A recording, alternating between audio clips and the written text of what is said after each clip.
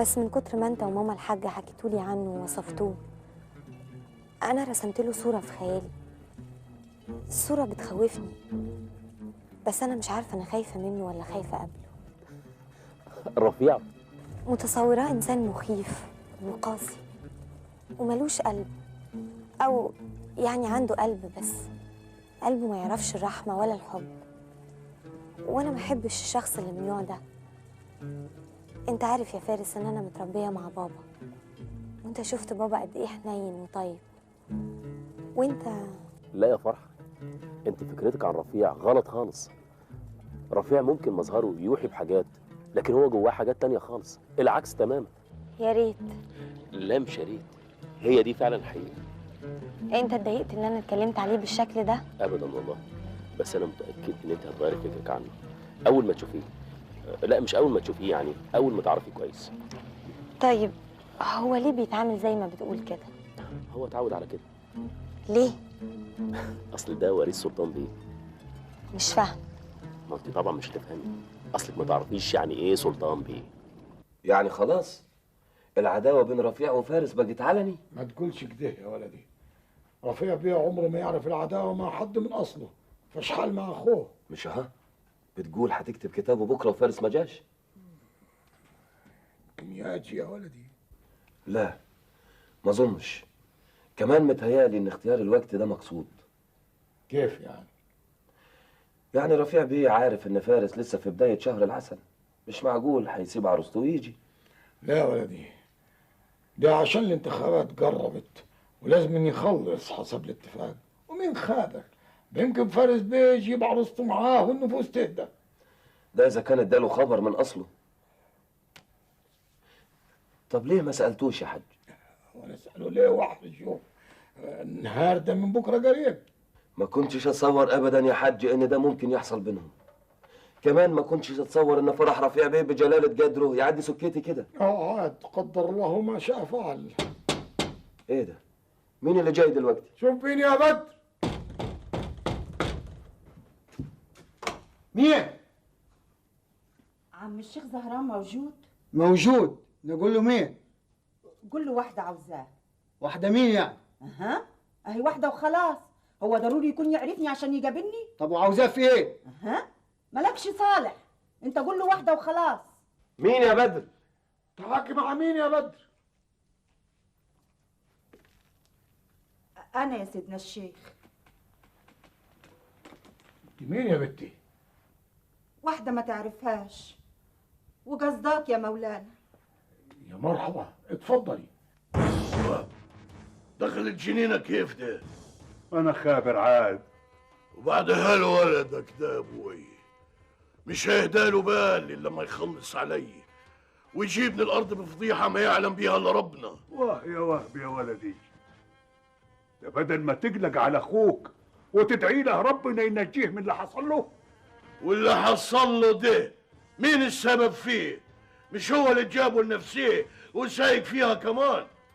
ادعي له يا ولدي، ادعي له ربنا يهديه هو واللي معاه. دول يهتدوا دول، والله ما انا خابر ان كانوا يعرفوا ربنا من اصله ولا هجامه وقطاع طرق. نهايته اديته كام على كده؟ كل اللي كان معاي. ليه بس كده يا ابوي؟ ترى ايه يا وهبي؟ كنت عاوزني همه يموت. وايه اللي هيموته؟ انا قلت لك انه زي البسه ب7 ارواح.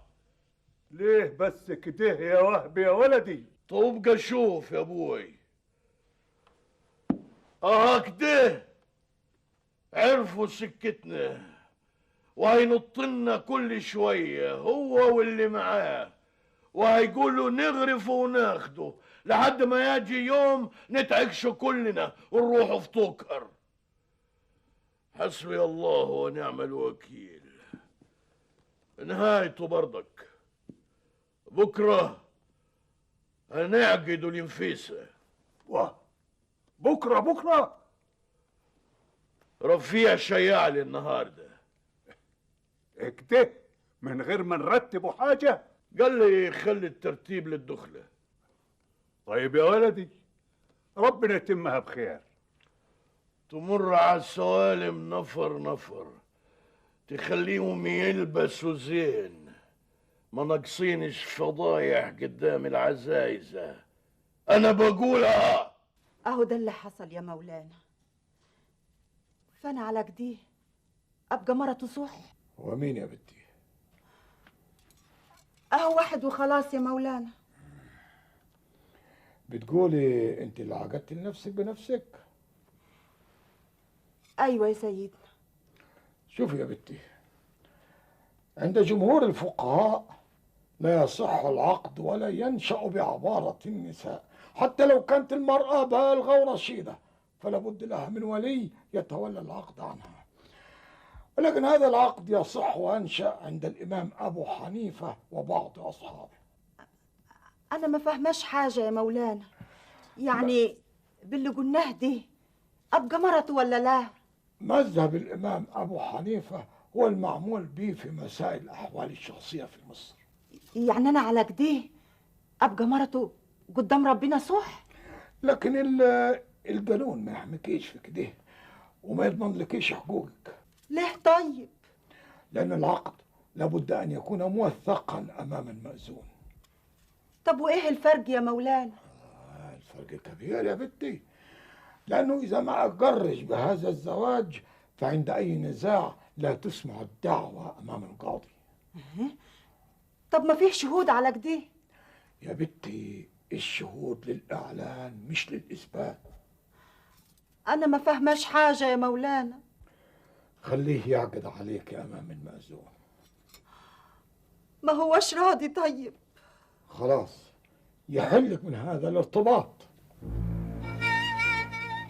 أفضل من متاعب في المستقبل.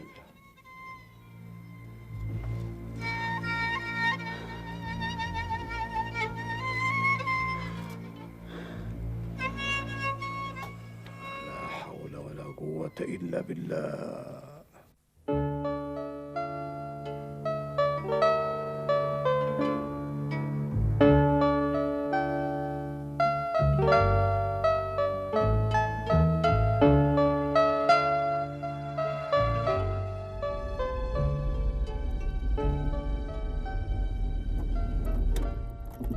ايه يا فارس وقفت ليه؟ ايه رايك بقى في المكان الجميل ده؟ ها؟ الصحراء جميله قوي، احلى ما فيها ما فيهاش ناس الا انا وانت وبس. تعالي نقعد هناك، انا نفسي يبقى لي ذكريات معاك في كل مكان. ذكريات هنا زي ما كان لينا ذكريات على شط البحر. ايه ده؟ هو حبيبي بقى شاعر وانا مش عارفه ولا ايه؟ تخيلي بقى شاعر قلبه مليان حب بالشكل ده وحبيبته جنبه، يبقى ايه؟ ما يبقاش امير الشعراء، يبقى امبراطور الشعراء. طب يلا بقى يا صاحب الجلاله، انت لسه كنت بتقول ان احنا متاخرين. انت عارفه بقى عدو الحب الاول مين؟ ايه؟ الناس والزمن، والحمد لله احنا بعيد عن الناس. يلا بقى ننسى الزمن شويه. انت ايه اللي جرالك يا فارس؟ قصدك حبك عمل فيا ايه؟ تيجي نقعد شويه؟ نقعد فين بس يا فارس؟ هناك على الرمله عشان خاطر فرحه. انت الامبراطور زي ما قلت، ما اقدرش اقول لك غير حاضر. تشربي حاجه ساعه؟ لا مش عايزه يا فارس، متشكره. طالما وقفنا بقى دقيقه واحده على طول جايه.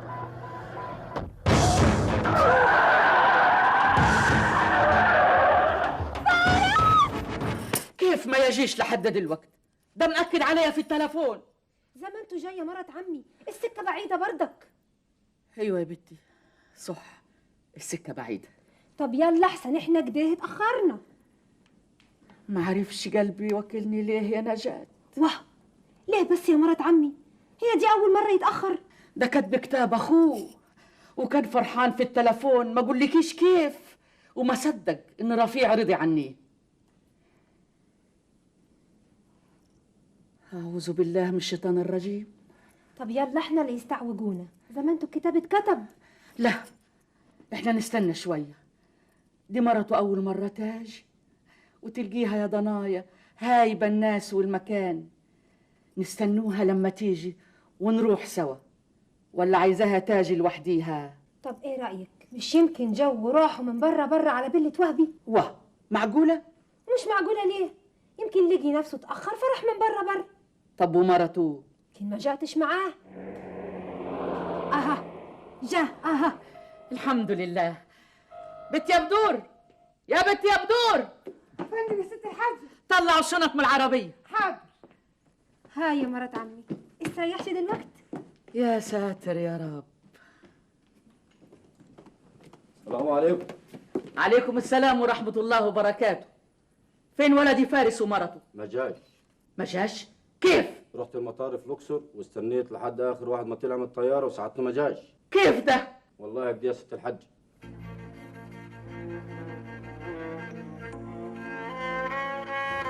ما تقلقش يا فارس، ان شاء الله هتبقى كويس. طبعا طول ما انت زي صدقني الدكتور قال انك هتبقى كويس. فرحة. انا جنبك يا فارس، مش هسيبك، بس عشان خاطري.